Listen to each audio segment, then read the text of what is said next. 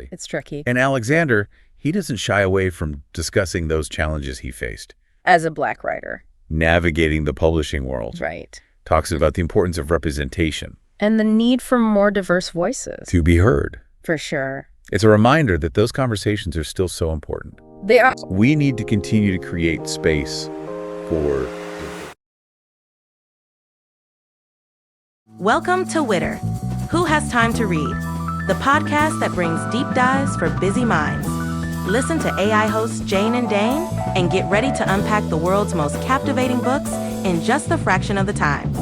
Whether commuting, working out, or just squeezing in a quick break, we deliver key insights, thought-provoking themes, and takeaways you can carry into your day. Don't forget to like, subscribe, and leave a comment. Plus, use our links in the description to purchase this book. Your support helps us bring more engaging book discussions to you. Listen and follow us wherever you get your podcasts. Who has time to read? You do, with Witter.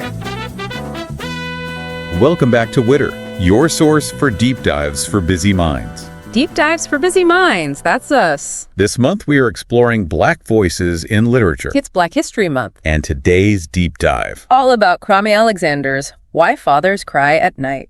Such a unique blend of poetry and letters and even recipes. All woven together, yeah. Exploring love and loss and family. It really does go beyond a typical memoir, you know? You really feel like you're experiencing all these facets of Alexander's life. His relationships, his heart even. Through all these different forms of expression. Exactly. And it's not just a surface exploration either. No. Alexander really delves into the complexities of how love is shown. And how it's understood. Especially within his own family. Yeah. He talks about his parents' relationship and how it was full of love, but not always openly expressed. Right.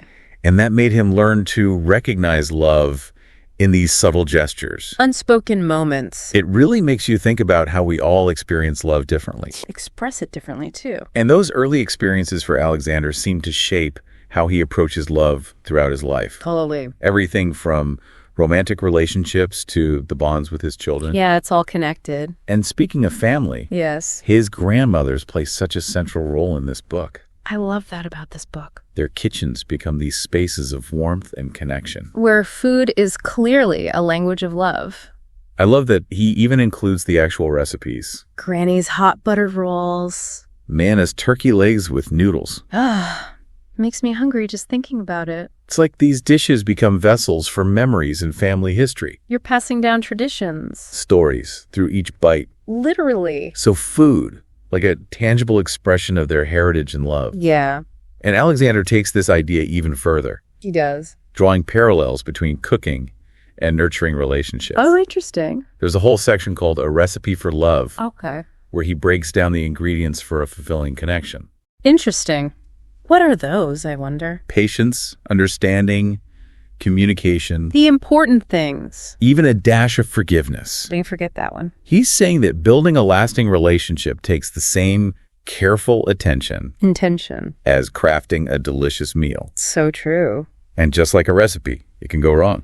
Yeah, You know, of course. He doesn't shy away from exploring the heartaches. The complexities within relationships. He shares his own experiences with love, the highs and lows, The full spectrum. from those exhilarating beginnings. The painful sting of divorce. He doesn't hold back. And it's not just romantic love that he explores. Right. He talks about his relationship with Nikki Giovanni, His former professor. who becomes this sort of like literary mentor. Being a mother figure to him. And that relationship has its own evolution It does. and moves from initial friction to deep respect and affection, Wow. really highlighting how relationships can transform over time, They definitely can. how even those initial clashes. Yeah. And sometimes lead to really profound connections. I can see that. And amidst all these explorations of love and family, there's this constant undercurrent of grief. Oh, yeah. Alexander's mother's passing is woven throughout the book, It influences everything. influencing his reflections on life, On love. his own journey as a father. Just heavy stuff. You can feel the depth of his loss and how he navigates that pain. Through writing. Cooking. Reflection. He searches for solace and meaning, Absolutely. holding on to memories. While also finding a way to move forward. It's so human. It's raw, It really resonates with anyone who's experienced that kind of profound loss. That deep grief. Yeah. He doesn't try to sugarcoat the pain, Nope. but he also shows how grief can be a catalyst for growth. And deeper understanding. And it's interesting how he uses poetry to explore those really difficult emotions. Poetry is so powerful for that. There's a rawness. A vulnerability in his words. That really captures the complexity of mourning. Yeah. He's using language to process his grief Honor his mother's memory. and ultimately find a way to heal, Beautiful. Like it becomes a safe space. to express those emotions. That might be too difficult to just, say. And it's interesting how he ties those reflections back to his own journey as a writer. Uh-huh. He talks about initially resisting following in his father's footsteps, Oh, interesting. but ultimately finding his own voice, Yeah. his own way of using language. Connect and heal.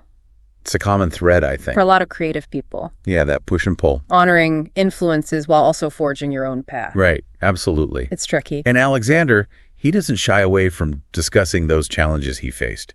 As a Black writer. Navigating the publishing world. Right. Talks about the importance of representation. And the need for more diverse voices. To be heard. For sure. It's a reminder that those conversations are still so important. They are. We need to continue to create space for diverse voices. Different perspectives. And speaking of diverse voices, Yes. one thing that really stood out to me was how Alexander weaves his experiences as a Black man in America into his reflections Okay. on love and family, even his creative process. Yeah. It's not always explicitly stated, Right. but it's this ever-present context that informs his perspective. Totally. It's like his identity is woven into the fabric of his story, I see that. You feel the weight of history, The nuances of cultural experiences. the complexities of navigating a world that doesn't always embrace difference. That's powerful. And yet there's also this sense of hope. And resilience. He celebrates Black culture,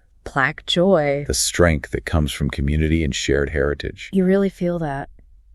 And you see it in the way he talks about his grandmothers. Their kitchens. How those spaces were these havens of love and tradition, Yeah. and the way he honors his father. Even while acknowledging those complexities in their relationship. Right. It's like he's saying that even within the challenges, there's beauty, Strength. a deep sense of connection. Totally. And let's not forget the title of the book. Why Fathers Cry at Night. It's such a powerful image, right? It really is. Suggesting those unspoken depths of a father's love. The weight that they carry. It speaks of the vulnerability, I think. That often lies beneath the surface. All those worries and fears that a father might grapple with. As he's trying to guide and protect his children. You see that vulnerability throughout the book. You do. In the way Alexander talks about his own anxieties as a father, his hopes for his daughters, Yeah. his desire to give them the tools to navigate the world. That's so important. He shares those moments of self-doubt, too. Oh, interesting. The times he questioned if he was doing enough. Right. That bittersweet realization. That his children are growing up. Forging their own paths. That's hard. And there's this really poignant section where he talks about his daughter, Nandi,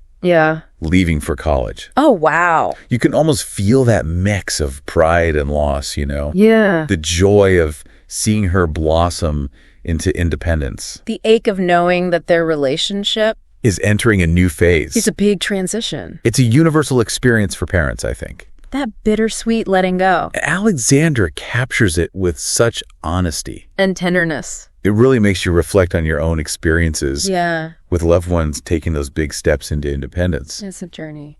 And speaking of bittersweet moments, Okay. let's talk about how Alexander weaves his mother's passing throughout the book. All right. He doesn't just talk about the grief, But also those little moments, of grace and strength she showed. even as she was facing death. Powerful stuff. It is. He talks about those last moments with his mother, how even in her weakness, she offered these words of comfort. And wisdom. It makes you think about the legacies people leave behind, Not just in grand gestures. but in those quiet moments of connection. Yeah. It's a reminder that even in the face of loss, There can be beauty. resilience, A profound sense of love that transcends physical presence. and he connects those reflections back to his own journey as a writer, Right. how he initially resisted following in his father's footsteps. But ultimately found his own voice. like he's come full circle, Embracing his heritage. while also carving out his own space in the world of literature. Exactly. And he's not just writing for himself either. No. He's using his platform to champion literacy, To empower young people, especially those from marginalized communities. to find their own voices. It's so important. That really resonates with me. Yeah. It's about passing on that love of language, The power of storytelling. creating those opportunities. For others to share their experiences. And it connects back to that idea of legacy, right? It does, yeah. It's not just about what we leave behind. But how we inspire and uplift others. Absolutely. I think why Fathers Cry at Night is just such a powerful reminder. To seek out diverse voices in literature. We need more of that. It gives us this glimpse into one man's experience. But it also speaks to those universal truths. About love and loss. Family. The complexities of the human experience. It really makes you think, you know? It makes you feel. And reflect on your own journey. It's a story about finding your voice. Embracing your heritage. Navigating the world with both vulnerability and strength. It's inspiring. So as we wrap up our deep dive into Why Fathers Cry at Night, By Kwame Alexander. we encourage you to explore more works by Black authors. Especially during Black History Month. There's a wealth of talent and insight out there waiting to be discovered. Take this opportunity to expand your horizon. Challenge your perspectives. Connect with stories that will move you. Inspire you. And stay with you long after you finished reading. What stories are waiting to be discovered? What voices are ready to connect with yours? Think about those themes that resonated with you in this book. Love, family, loss, creativity, the search for identity. These are themes that transcend cultures, really. They connect us all. Thanks for joining us on this deep dive into Why Fathers Cry at Night by Kwame Alexander. We'll catch you next time on Witter. Your source for deep dives for busy minds.